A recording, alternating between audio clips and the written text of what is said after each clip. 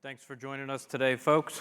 This is ENT211, and today we're going to be talking about the top cost optimization recommendations for Microsoft workloads.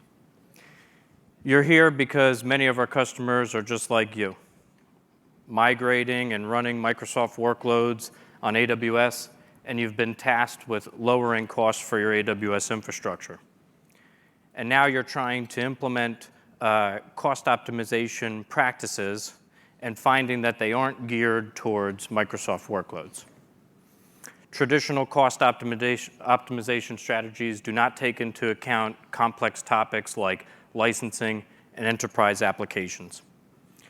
We have a global specialist organization that's focused on running Microsoft workloads on AWS, and in 2023, we identified this cost optimization gap and created the Microsoft on AWS Cost Optimization Initiative, otherwise known as MACO for short. Over 45 subject matter experts created over 44 recommendations across 7 common Microsoft domains, and these are all focused on cost optimization and modernization.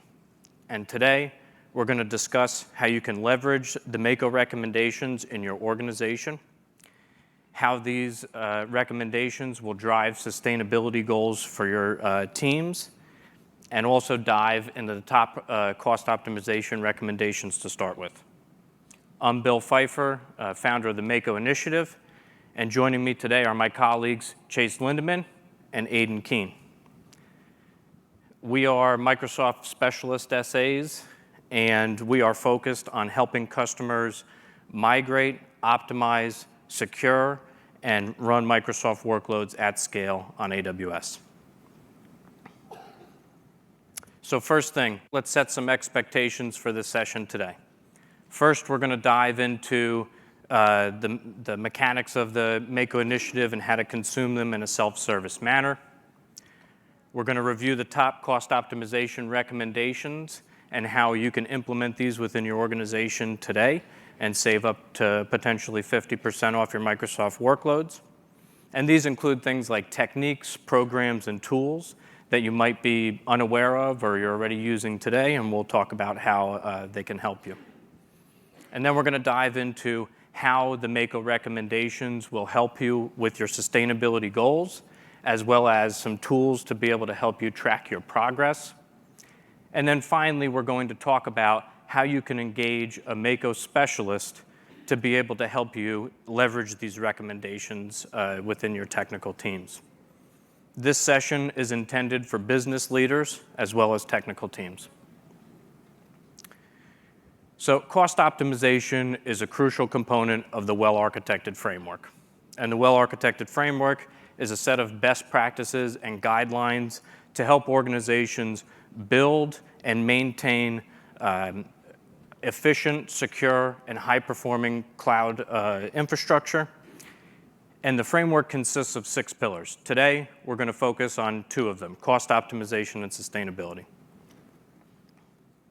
Now, let's take a look at what the MACO initiative actually is and how you can utilize these recommendations in a self-service manner. So, the MACO initiative is a collection of cost optimization strategies that are built by industry experts based on real-world scenarios. They are available for public access via AWS site that's commonly used for workshops and immersion days, so you have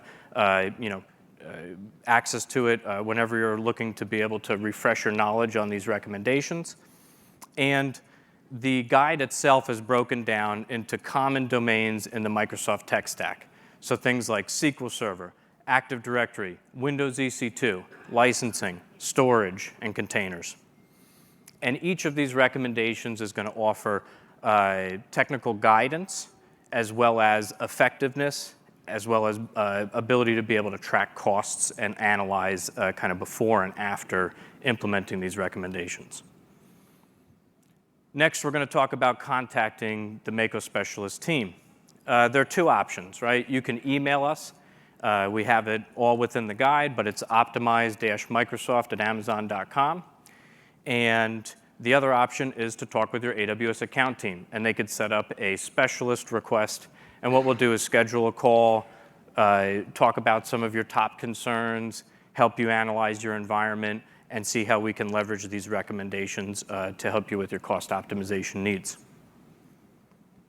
And in most of these recommendations, not all of them, but you will see that there are ways to be able to talk about tagging and how to properly filter to be able to see before and after results from implementing these recommendations. Now, I wanted to draw attention to the top right corner. On each of these slides, you're going to see QR codes. If you're looking for an interactive experience as you're listening to us today, you'll be able to scan them with your mobile device, and you'll be able to access directly to the recommendation that we're talking about.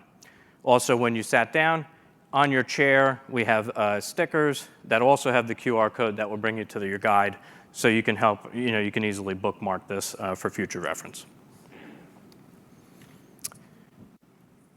And now for folks that want to just be able to check out the guide now, this is kind of a combination between a white paper and a blog, right? And you'll see on the left-hand side, we have all of those common domains that I mentioned, broken out, SQL Server, EC2, et cetera.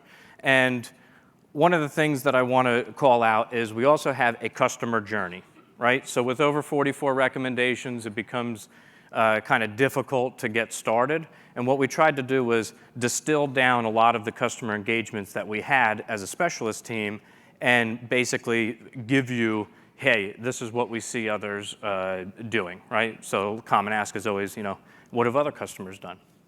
So the customer journey is a great place to start. And what we did was you'll be able to link directly to each of the recommendations. And then finally, in each of these sections, there's an additional help portion that will go through and has a curated list of blogs, videos, and workshops that might not be that easy to be able to Google for, right? You're going to search for it, and you're like, I don't know what to look for. There's a sea of information here. So the SME that created these recommendations provided this curated list. So definitely check out the additional recommendations section. Let's begin with the AWS Optimization and Licensing Assessment, or OLA. OLA is an AWS program for new and existing customers to assess and optimize on-premises and cloud environments. And these are based on actual resource utilization, third-party licensing, and application dependencies. OLA helps your organization build a migration and licensing strategy to help unlock cost savings as you migrate or assess existing Microsoft workloads on AWS. And OLAs have about 4 common domains. The first is scoping your workloads. This is, let's look at an example. You're considering a migration. This migration might take 2 years to complete, and you're going to kind of chunk this out into 4 different waves, and each of these waves has groupings of servers and their dependent or supporting infrastructure. You're going to say, I'm going to focus on wave 1 for my first OLA to be able to go through and do the assessment. The next is collecting data. Now, there are several different ways that we do this within the Optimization and Licensing Assessment program. The first is high precision using agents, right? We'll deploy agents on your servers to be able to help create a server inventory list and be able to get operating system level usage metrics. That is sometimes cumbersome for teams, and we also offer an agentless solution. So if you're running, say, a VMware environment and you can deploy a collector, we're able to be able to siphon a lot of that information from vCenter. And the third is flat file analysis. So say, for example, you're using VMware and you're able to get an RV tools output. We're able to analyze that output, and what we do is then ask for a portion of the Microsoft licensing statement so we could see counts of licenses, when they're purchased, and the type of licenses that you have, so that we can say which ones could potentially be BYOL, or bring your own license to AWS, and which ones would have to be considered license included. Next, we move on to the analyze phase. In this, it depends on the approach that we've taken. If we're doing high precision, we're going to leverage the AWS partner network to be able to help provide a digestible TCO presentation for your teams as well as a business case. If we're doing flat file analysis, this is usually done by the specialist team and can be turned around in a couple days to give you a general idea of TCO to bring your environment or potential for right sizing of existing environments. And then finally, we have the plan stage, which is where we will help with creating POCs, providing a learning experience, which might be curated immersion days or workshops that we would run with your technical teams to help accelerate either right sizing of existing environments or helping you migrate those workloads. And by understanding existing deployments, application performance, and existing licensing contracts, we can provide a solution that right sizes your resources and provides you clarity on the types of licenses that could be brought to AWS. Commonly, we see about a 20 to 30% cost savings just from the right sizing effort alone. And that is, commonly you'll do like a one-to-one mapping. On premises, I have 2 vCPUs and 8 gigs of RAM. I'm going to do the same thing in AWS. When we say right sizing, say we're looking at that and that server was a domain controller. In AWS, you don't necessarily need to have that size of an instance, and you're overpaying. So that's what the instance right sizing is that I mentioned. So a key takeaway is OLA should be the first stop on your cost optimization journey when working with Microsoft workloads. All right, let's dive into a recommendation focused on Amazon EC2. In this one, we're going to talk about choosing the right instance. And I know it sounds basic, but with 700 instance types, it can become a daunting task.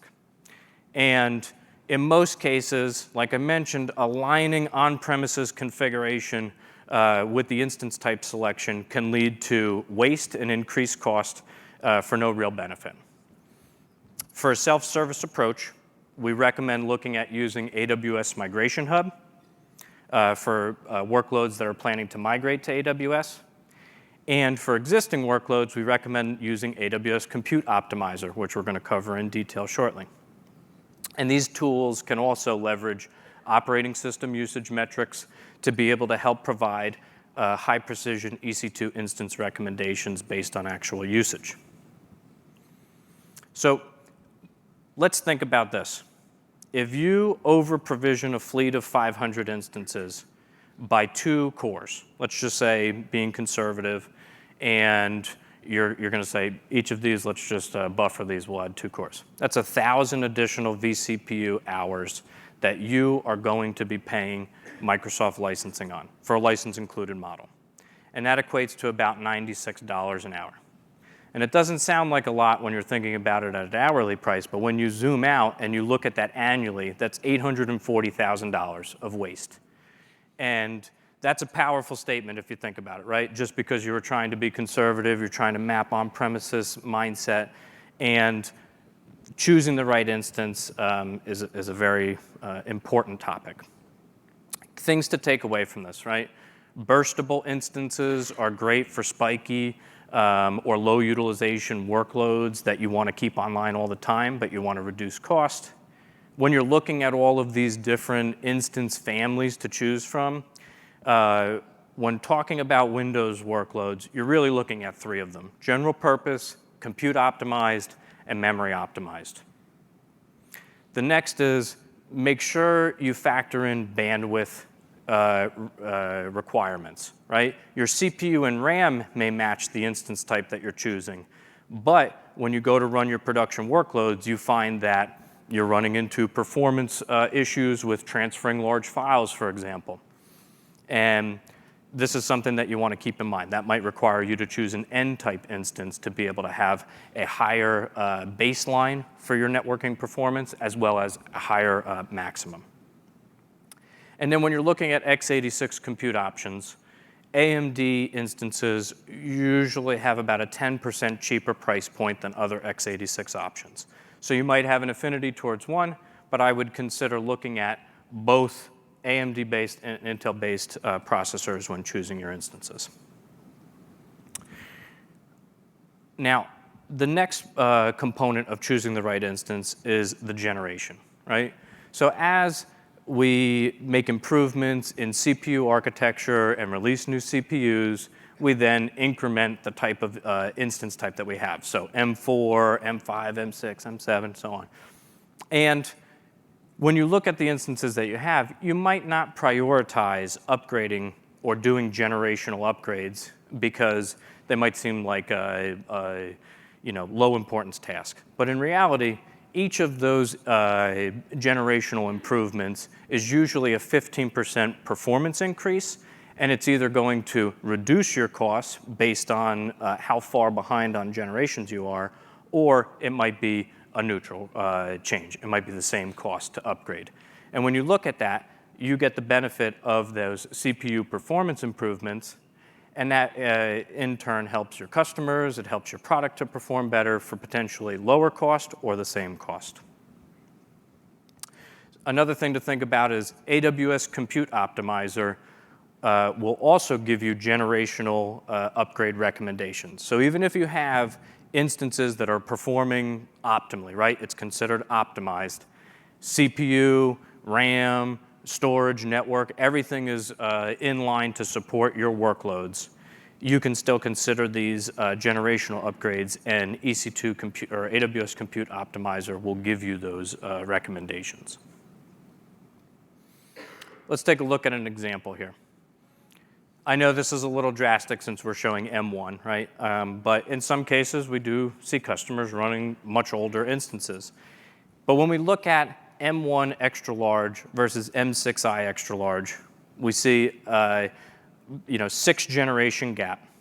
So tons of performance improvement to be had. And on top of that, we also have a 37% reduction in operating costs. So it is definitely something to consider and prioritize these generation updates.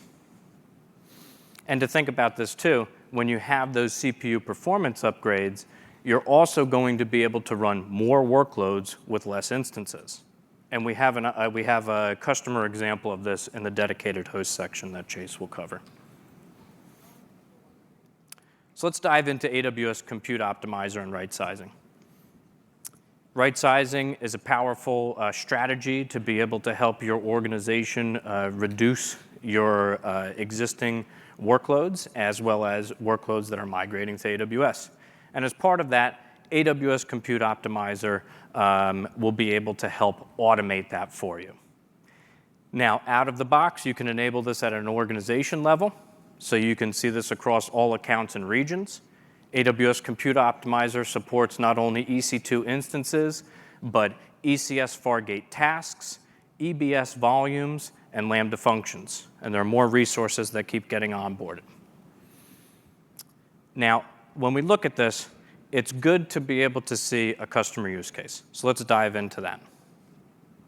In this example, we see a customer that had a migration scenario where they needed to move quickly. Right? They had a data center contract that was ending. They needed to move these workloads to AWS. And they didn't have time to be able to allow their product teams to be able to validate changing the compute resources provided to those applications. So what they had to do was migrate those instances one-to-one. No OLA, no right-sizing activities, none of that. And now they get to a point where they're looking at their migration project and they're over budget. And the business comes back to them to say, pause the migration. You can't move forward.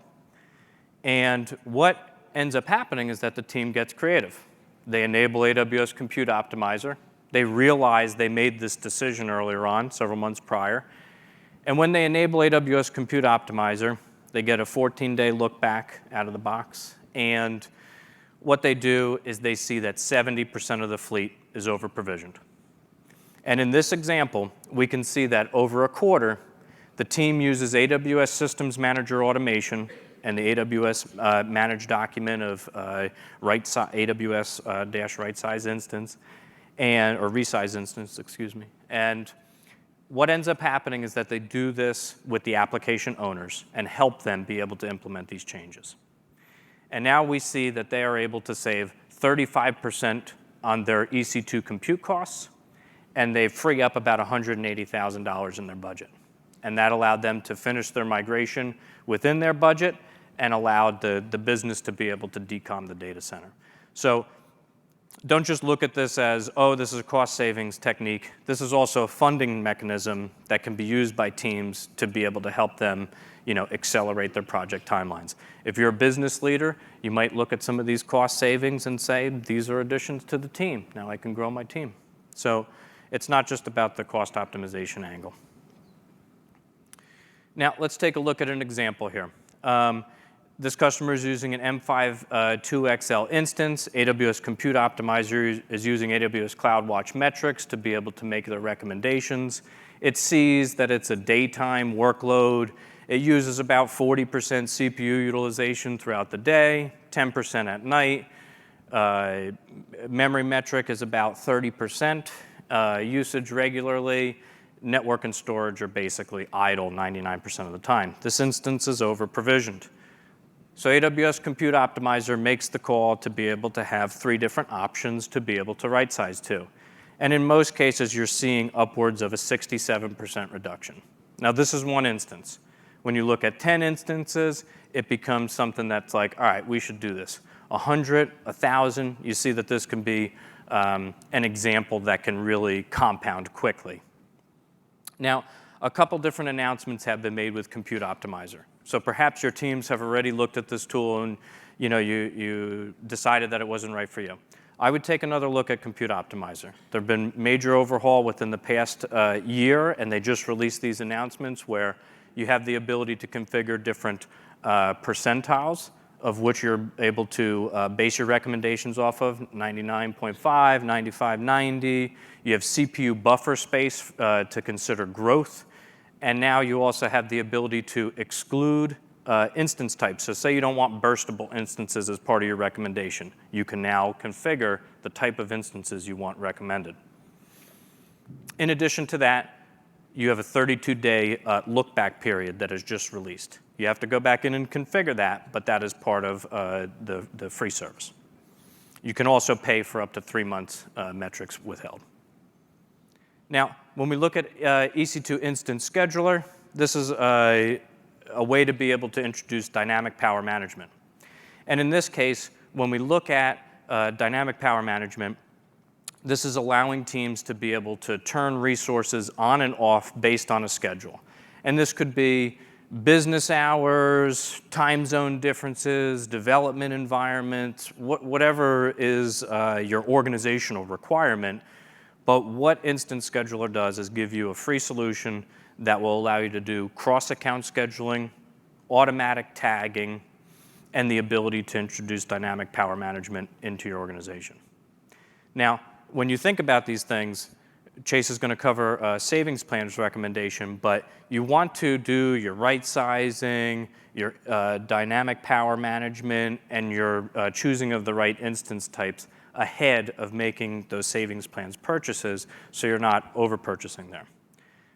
Now, when we look at this example, we could see that Jamaica Public Service was able to save 40% on their EC2 compute costs by implementing EC2 Instance Scheduler by allowing them to toggle their public portals on and off as well as their mission-critical workloads.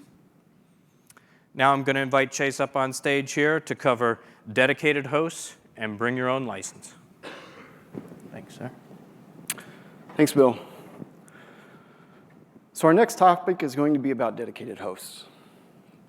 But before we start talking about that, we need to talk a little bit about the way that Microsoft licensing works on AWS. There's 3 different options. The first is what's called license included. Now, this is the pay-as-you-go model that you might be familiar with if you went into the AWS portal, went to EC2, and you chose like a Windows Server with SQL Server AMI.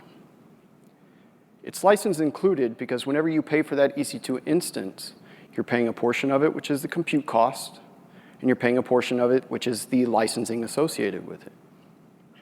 It's pay-as-you-go because you aren't actually purchasing that license. If you stop the instance or you terminate the instance, you no longer pay for any of the licensing. The pay-as-you-go model has a few different benefits. Some customers use it for eliminating their licensing contracts. It's good for variable workloads. and it can simplify your audits. But for many customers, it's more cost efficient to bring their own license and use existing Microsoft licenses. And there are two different bring your own license options, and they're highly dependent on the type of software you're looking to bring over. Some Microsoft software has what's called license mobility, which is part of active software assurance. For this software, it's allowed to be run in shared tenancy. Examples of Microsoft software that have license mobility benefits: SQL Server, Exchange, SharePoint, and even things like remote desktop licensing. But, like I said, not all Microsoft software has license mobility rights. And for that software, we have to look into dedicated tenancy options, which is why we need to talk about dedicated hosts. When I say dedicated hosts, what I mean is single-tenant server hardware. This is like the hypervisor layer to which EC2 instances are actually deployed. When you get a dedicated host, they are specific to your account, meaning that no other AWS customer has the ability to just deploy EC2 instances onto that hardware. In the Microsoft workloads world, we use dedicated hosts to abide by the licensing restrictions that Microsoft put in place in the October 2019 licensing statement. It was there that Microsoft outlined how specific software would work with license mobility, if it could run in shared tenancy, or if it had to use dedicated options. The biggest example of Microsoft software which does not have license mobility rights is Windows Server. That means any customer who's willing to bring over existing Windows Server licenses will need to do it on dedicated hosts. I have pricing examples that we'll get to momentarily to show why this is cost effective, but first, there's one more other aspect of dedicated hosts which are really good in using SQL Server Enterprise Edition. With SQL Server Enterprise, it gives you the ability to license your SQL Server workload at a physical layer instead of a virtual layer. So to show you what that looks like, on the left-hand side, we have an R5 dedicated host. On the right side, we have the exact same amount of compute resources running in shared tenancy. Both have 96 vCPUs. If you were to license this with SQL Server licensing, both of them would use 96 virtual cores worth of licensing. But with SQL Server Enterprise Edition, you're able to license it at a physical layer, meaning only 48 licenses are required when using the dedicated host option. And in this way, dedicated hosts can save up to 50% on the amount of SQL Server licenses needed to run a workload by 50%. Now, I mentioned a pricing example. Once again, on the left-hand side in blue, we have an R5 dedicated host. On the right side, we have the exact same amount of compute resources, which is an R5 24 extra large running in shared tenancy. If you were to compare them side by side, you would see that the dedicated host option is actually 10% more expensive than the shared tenancy option. But once we start applying Microsoft licenses, this switches pretty drastically. In this next example, we've applied Windows Server licensing. And you can see that by bringing your own license and running that on dedicated hosts, it's almost 45% less expensive than running the exact same workload using license-included options. Taking it one step further, we're going to apply SQL Server licensing into the mix. And now you can see that running on dedicated hosts is 85% less expensive to run the exact same workload. It's for this reason that AWS pushes the optimization and licensing assessment to customers. If we can get an understanding of what your licensing entitlements are, we can help you build a footprint that is cost optimized and runs to the best of the abilities of what your workload needs to look like. And to give you an example, this year, the Mako team worked with an analytics customer that was running a high-performance compute workload. They'd been running on AWS for multiple years. They had brought over their Windows Server licensing, and so they were using C4 dedicated hosts. They engaged the Mako team, asked us to do a review. We did an analysis to check to see if maybe even other EC2 instance families might be a better way to run this specific workload. But because it's high-performance compute, staying within the compute-optimized instance family was still the best move. Overall, this customer ended up moving from C4 dedicated hosts to C6i dedicated hosts. This is a 2-generation jump, and the customer said that they realized a 30% performance increase. In addition, the C6i dedicated hosts also have higher density of compute and memory resources than previous generations, meaning that the number of hosts necessary to run the workload was also reduced. Overall, this customer was able to save over $92,000 per month just in their compute costs. They were also able to reduce their Windows Server licensing by over 1,600 cores, which they could repurpose to other applications. And from a sustainability standpoint, they were able to decrease the entire physical footprint of this high compute workload by 80%. Now, as we wrap up the EC2 portion here, there are a lot of tools that we talked about. Some of them, if you need help, there's the optimization and licensing assessment, which can really help you if you need that level of assistance. You can always engage the Mako team. At the bare minimum, I would say enable Compute Optimizer if you need to start getting automated recommendations. So let's start taking a look at SQL Server. Now, I mentioned how dedicated hosts could save 50% on the amount of licenses necessary to run a SQL Server workload if you're using SQL Server Enterprise Edition. Another way that you can save on your SQL Server licensing is by using software assurance. Software assurance has what's called passive failover benefits. And this is for customers who have high availability or disaster recovery architectures. With active software assurance, as long as the secondary node in the cluster or in your DR architecture is fully passive, meaning that it's not being used as a read replica or for things like reporting, that means that as long as it's covered with active software assurance, you do not have to require covering that specifically with SQL Server licensing.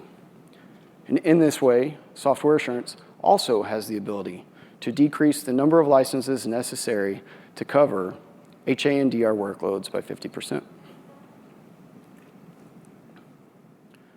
Other SQL Server considerations, edition types. In production environments, there's 3 main editions that we see our customers use: Enterprise Edition, Standard Edition, Web Edition. I want to talk briefly about Web Edition because it's often overlooked by customers, and for a few good reasons. One, it's not going to have all the same features that Enterprise and Standard Edition have. The big one being that it doesn't have any HA or high availability options. It also has a much lower hardware limitation of only 64 gigabytes of RAM. And more importantly, there are additional licensing restrictions outlined by Microsoft, meaning that it must be part of a web-accessible application. So what's the catch? Why would we use it? Well, Web Edition is 95% cheaper than Enterprise Edition. And for customers who don't need those additional HA options, who do have smaller SQL Server footprints, if you feel like your workload might fit on Web Edition, I would highly suggest you get a Microsoft representative to qualify your workload and see if it fits, see if it's right for you. There's no point in paying 20 times the amount of SQL Server licensing for features and capabilities which you aren't using. But for everybody else, we're stuck with Enterprise Edition, Standard Edition. Enterprise Edition has the most features, but the main feature that we see from customers, the reason why they would use Enterprise Edition over Standard, is for always-on availability groups. Now, Standard Edition does have HA and DR options, like basic availability groups or failover cluster instances. But for some customers, they need 3 or more nodes in their cluster. They need to run distributed availability groups. They need to run HA and DR mixes across AZs and across regions. The other big push towards Enterprise Edition is that they've bypassed the 128 gigabyte limit of Standard Edition. that kind of forces you into enterprise. But if you feel that you might have some workloads that don't need those additional features of Enterprise Edition, which aren't above the 128 gig limit, I would highly suggest that you look into downgrading Enterprise to Standard. Compute Optimizer does have a SQL Server portion, which can help you understand which of your workloads might be able to be downgraded.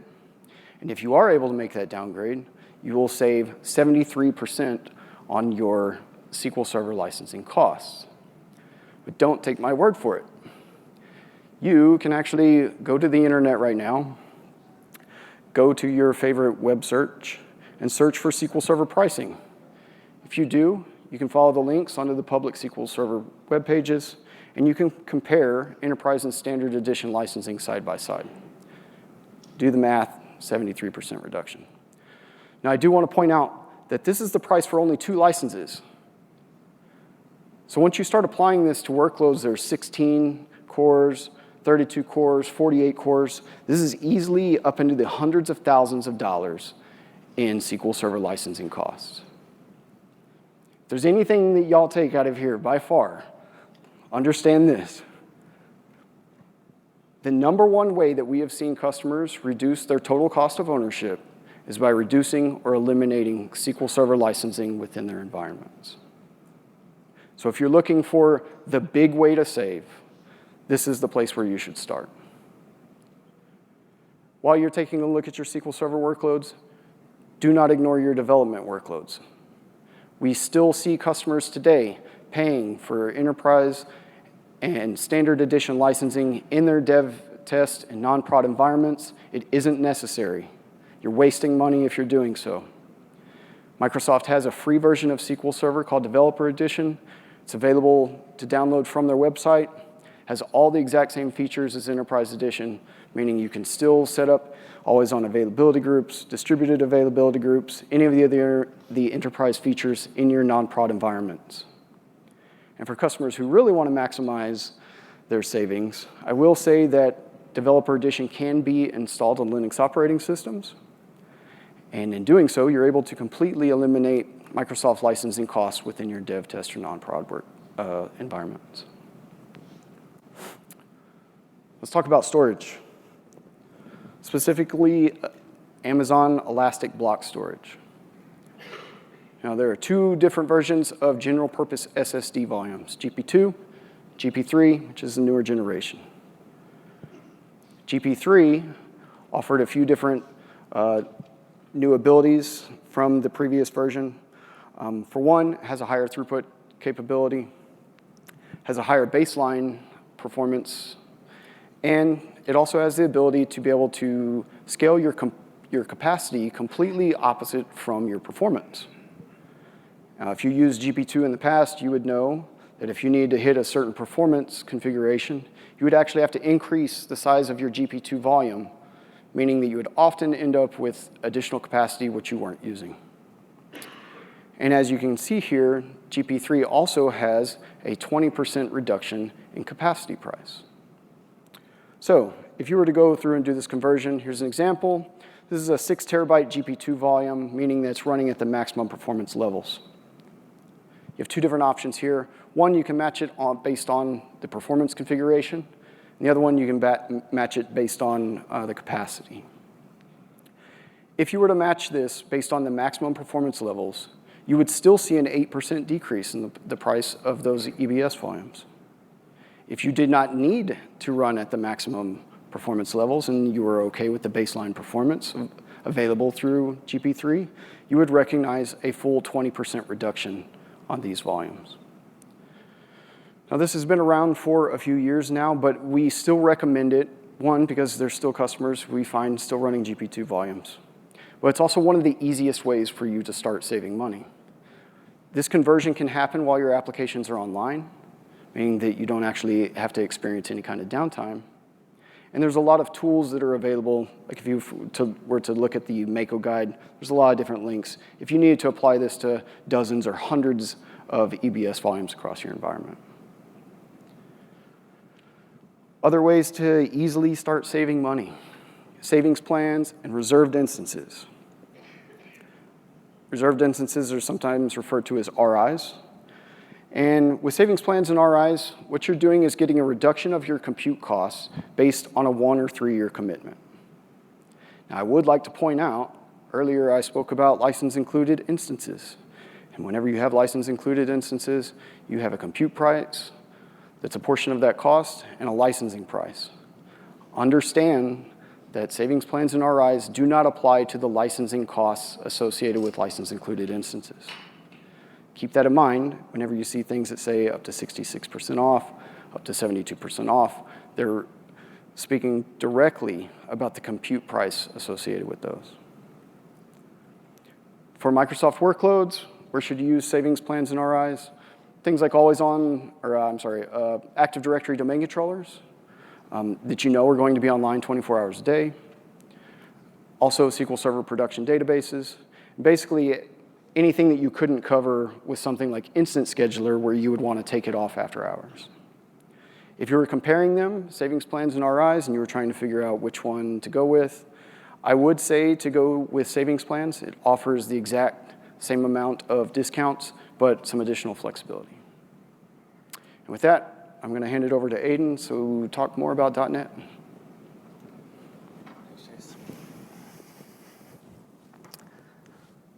Good afternoon, everyone. My name's Aidan Keane, and let's continue our journey now by seeing our options for cost optimization with .NET. Traditionally, we're familiar with running it on Amazon EC2, containerization with EKS and ECS, and also refactoring into Lambda. One item, though, on our journey to cost op is that we must first begin by considering modernization. And the reason for this is that it will assist by removing the cost of the Windows licensing by helping us move towards Linux-based instances. It'll also give us better security and agility by moving to a newer version of .NET, which is .NET 6 or newer. And there's even up to .NET 8 today on the market. Okay, so by running this, we will certainly lower our cost of running .NET 6 or newer compared to 30% versus running legacy .NET Framework. AWS does have some tooling available, the AWS porting assistant for .NET, which will take a look at your code and some of the packages. It's not a complete turnkey solution, but it will assist you in modernizing your application. So now let's talk some performance with AWS Graviton, along with some pricing as well. So far today, you haven't heard of cost optimization with Graviton much, due to the fact that Microsoft Windows Server at this moment isn't available to run on Graviton. Microsoft Windows Server is an x86-based processor architecture, while Graviton, as we know, is ARM-based. The advantages, though, is that Linux is fully supported on Graviton 2, Graviton 3, and so on. And we have multiple instances in the family of Graviton, be it burstable, general purpose, compute optimized, along with memory optimized instances to help run your workloads. So there will be an instance there for you. Now, one of the major advantages by moving to .NET 6 and removing the cost of Windows licensing is that you will receive a 40% better price performance over a comparable x86-based instance. Not only that, from a sustainability perspective, we'll also see a 60% energy savings versus a comparable x86-based instance as well. So now, we just mentioned sustainability with the energy savings on Graviton being roughly 60%, but how can we actually see this within AWS? Well, the AWS Carbon Footprint tool is our go-to for understanding the environmental impact of our workloads currently running today in AWS. Just recently, a Gartner survey stated that 78% of business leaders are looking at increasing their investment in sustainability over the next 2 years. So this allows us, the Carbon Footprint tool, to currently track our changes as we move and migrate workloads to AWS. And just announced prior to reInvent just a few days ago, if you're familiar with Migration Evaluator, it now has a sustainability focus as well for gauging our emissions. So as you move your workloads to AWS, it'll actually give you a rough approximation of what that workload will look like from a sustainability focus. Obviously, you can compare an on-premises workload then versus what compute-optimized workload will look like in AWS. Switching workloads to AWS Graviton sometimes have minor knock-on effects. If you go to the tool, you can see as your existing workloads or even track any changes that you make, like switching to Graviton, for example, and see how those affect on the carbon footprint tool. It is available to you today in the AWS portal. If you go to the AWS Billing Console, while you're working your cost optimization, you can also see how your workloads are performing from a sustainability perspective. So now this kicks off our sustainability tools journey. And we've gathered these QR codes here for you today. On the upper left, we have our AWS well-architected sustainability pillar, which is a collection of all of our best practices around sustainability. Next up is our well-architected sustainability labs, which will give you hands-on examples of how to cost up or how to bring sustainability to your existing workloads and also to newer workloads as well. In the center, we've got AWS Graviton. We have a GitHub repo with a getting started technical resource guide on Graviton 2 and 3 for your developers and users. On top of that, next up is our porting advisor for Graviton, which will assist you in moving your workloads to take advantage of the AWS Graviton processor, since it is ARM-based. There will be changes that have to be made. And finally is our AWS Sustainability Scanner. And this is a tool that will help validate your AWS CloudFormation templates against the AWS well-architected sustainability pillar itself. So what have we learned in the last few minutes? We've learned that Graviton is a game changer in terms of power, sustainability, and cost savings.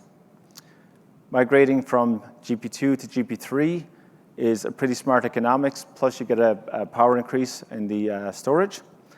The AWS Instance Scheduler is something that has to be considered because idle resources really won't chew through that monthly budget. And finally, our Compute Optimizer will ensure that we're fine-tuning our resources to ensure peak efficiency and cost effectiveness. So on here, we have placed Mako, the strategy guide recommendations. Sustainability has been a key pillar of all of our recommendations today. Streamlining our Windows EC2 with the right scheduling and compute optimization leads to a much greener and leaner environment. SQL Server is something that we have considered, as you've heard Chase mention. There's lots of modernization options along with storage capabilities that should be considered. .NET, which we've just mentioned as well. Migrating that to .NET 6 or newer opens up Linux, Graviton, containerization for efficient resource use. And bringing all these items together, we certainly can apply the same principles to Active Directory and storage.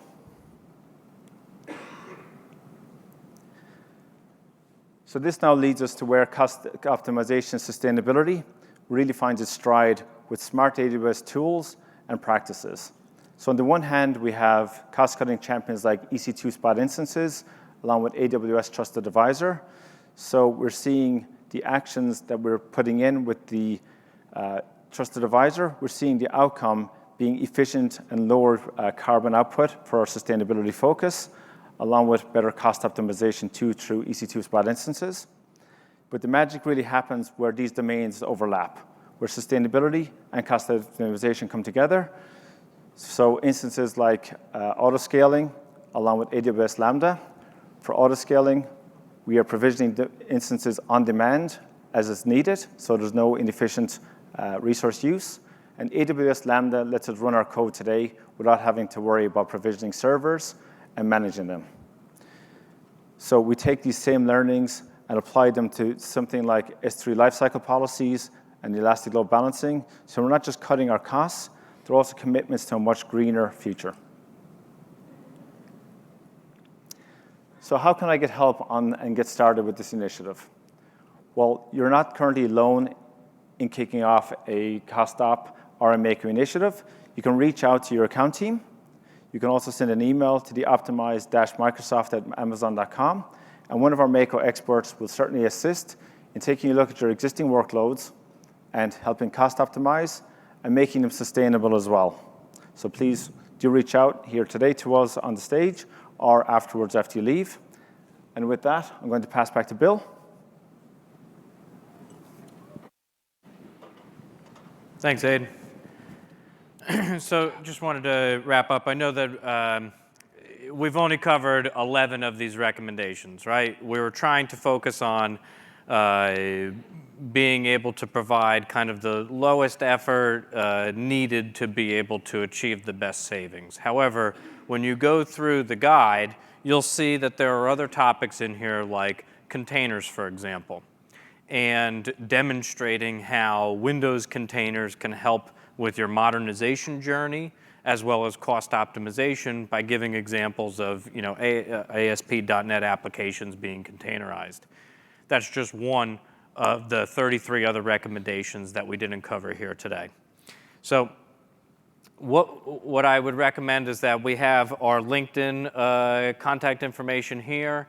I would bookmark the Mako guide, but the one thing that I would say too is that if you're interested in continuing the conversation or you'd like to be able to chat with us, feel free to reach out, right? We have our email address on here. It's all throughout the guide.